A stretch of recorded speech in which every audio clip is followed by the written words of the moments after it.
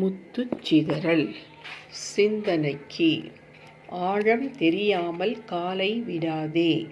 ஆழம் தெரியாமல் காலை விடாதே. இவ்வாறு சொல்லும் பழமொழியானது நீரின் ஆழம் எவ்வளவு இருக்கும் என்று நமக்கே தெரியாது. நீர்நிலைகளில் சேரும் சகதியும் இருக்கும்.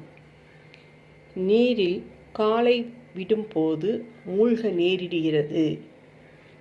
அதுபோல எந்த காரியமாக இருந்தாலும் நாம் செய்யப்போகிற செயல் சரிதானா, இதை செய்வதால் எந்த பிரச்சனையும் வருமா வராதா என்று ஆராய்ந்து பார்த்து அக்காரியத்தில் இறங்க வேண்டும்.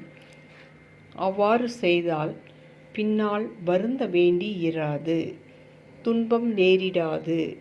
எந்த காரியமானாலும் நன்கு ஆலோசித்து ஆராய்ந்து சிந்தித்து செயல்பட வேண்டும். நன்றி.